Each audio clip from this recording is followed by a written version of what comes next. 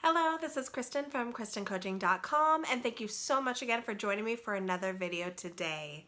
Today we're going to be discussing healthy communication tips, and more specifically, I want to teach you the difference between responding versus reacting when you are in a relationship. I really wanted to do this video today because it's really important to know if you are utilizing an unhealthy communication technique, such as reacting versus responding, because you need to know what path you're on right now, what kind of communication path you're on, so you can shift towards a much healthier one. And I think oftentimes we're just not aware of the things that we say or we do, and we just kind of go for it. You know, we wing it in relationships because there is no manual to tell us how to communicate and what to do effectively.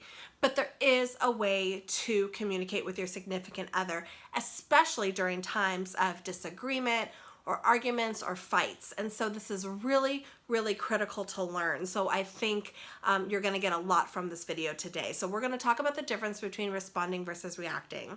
So before we dive into it, please subscribe to my YouTube page if you haven't already. And don't forget to click on that notification bell because you will get a notification and a pop-up every time I create a new video for you. Again, I am a relationship coach and a licensed therapist, and my whole goal is for you to learn healthy, effective tools that you can utilize in your relationship with your significant other so you can have a happy, healthy, long-lasting relationship. That's my goal for you. It always has been. So let's dive in to the information, okay? So we're going to start with the unhealthy communication technique, okay? And that is called reacting. So what does that mean? Reacting has to do with your response to what your partner has said or done. And usually when one reacts, and again, we've all been there. So even if you're in a healthy relationship and you've been in there for a long time, especially me, I would be lying if I told you that I've never reacted to my significant other. What that really is, it's kind of like your knee-jerk reaction response to what they say or do. Oftentimes it is an emotional response. It's not very thought out about what you're going to say or what you're going to do. You just hear what your significant other said or you saw what they did and you just go for it. And it's really your, subconscious mind working. So it's your, unspoken beliefs that kind of come up, your assumptions about what your significant other thinks or what they're intended to say. And so we react, okay? And so oftentimes when it's not thought out, right? The partner who ends up reacting ends up saying things or doing things that are really unbecoming to them. This is when people, fly off at the handle. This is when people get physical and push, their significant other during an argument because they're so enraged. They're not thinking about the consequences. They're not even thinking about where they're going with their thought. They are just reacting. I think we are all guilty of this on some level or another. So no relationship is perfect. No one person is perfect. But it's really important to know what a reaction is and the negative consequences of that. Because if you're constantly reacting in your relationship with your significant other, then you are just battling off the top of your head. You're going for it. It's emotional. It's heated. It's a knee-jerk thing, and it's not well thought out. And I guarantee you that if you're doing this over and over and over again, your battles with your significant other are truly battles, and you're not really resolving things in the long run. Oftentimes things are just blown up out of proportion. You get from 0 to 60 in 1 second, and you don't realize how you got there. And when that happens, I guarantee you that reactions have happened as a result, okay? So you really want to do your best to get rid of as much reacting as possible when it comes to your communication with your other half. So the question is, right, what do we replace our reactions with?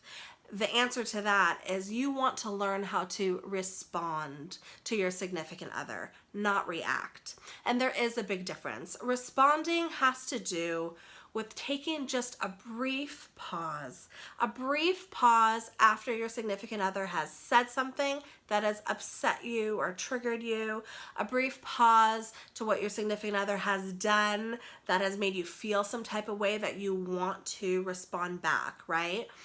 you need to take a brief pause, because that brief pause that you take is going to take your subconscious mind and bring consciousness to it, bring awareness to it. That means that whatever you say afterwards is gonna be more thought out. It's gonna be more calculated, and oftentimes it's gonna be more filtered than what you would have said if you were to just have had that knee-jerk reaction response, okay? So not only does a response, which is what you're gonna wanna try to do, take into account how you're feeling, right? Because you're gonna take that 1 second to just be like, okay, this is how I'm feeling, this is what I'm gonna say. It takes into account what you're feeling, but it also takes into account what your significant other might be feeling or thinking as well. And you're so much more able to formulate a thought out response and opinion and figure out a way to communicate that to where it's actually effective. I can give you a really, really good example. And actually it's not even in my significant other relationship, but it absolutely fits. I have a really good friend who I was having a really deep conversation with, and I remember she said something to me like, I'm feeling that I feel judgmental, I feel like you're accusing me, blah, blah, blah. And I was super heartfelt and pouring my heart out, and I wasn't trying to be judgmental or accuse her. And how she said it, I felt was very, what's the word? Accusatory, disrespectful. In that moment, I remember thinking, okay, I can just completely go off the handle and say, we're done, I'm not talking to you anymore, this friendship is over. But instead I took a pause and I said to myself, okay, if I react in this way, this is what's gonna happen. Maybe if I react in another way, this is what's gonna happen. I chose B. I chose the more appropriate way to respond and was able to reflect back how she was feeling. And I said, I'm sorry you felt that way, blah, blah, blah. But my reaction that I really wanted to say was, F you, I'm really upset with you, I'm done, I'm walking out. Okay, but I didn't do that. So you can use these types of communication tips not only with your significant other, but in your friendships as well, and relationships with your family, coworkers, etc. So this isn't even just about intimate relationships only, although I want to cater to that today. Obviously, my significant other has triggered me many, many times where I could have flew off the handle, responded in a negative way, cussed him out, walked out the door, slammed the door, threw things across the room, because you feel intense. Sometimes you feel like doing that when you get triggered.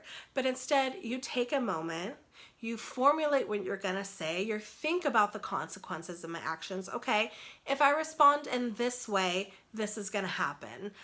Maybe that's not the best way. So maybe I should respond in this way. Maybe this will be more effective. And thus I choose B often, and it comes out very, very well. And my significant other does the exact same thing. So it's really important for you to figure out which style of communication you are utilizing in your relationship. Are you guys reacting? And I guarantee you that if you're fighting a lot, there's a lot of tension, things are being, yelled at each other and cursed, I can almost guarantee you that you're probably reacting with each other.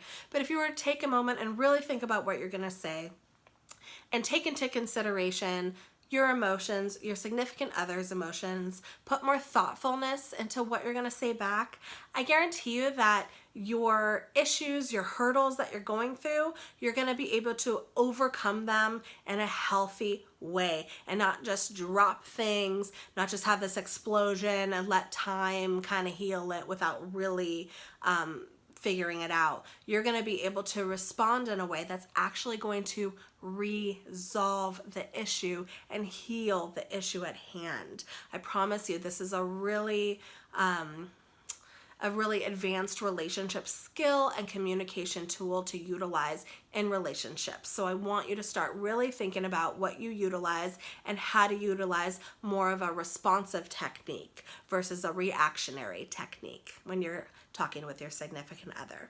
I hope you found this video helpful. If you have any questions or comments, please put them in the comment section below. I will get back to you as soon as I can, like I always do. And thank you so much for watching this video today. Again, this is Kristin from KristinCoaching.com, and I'm going to see you guys next time.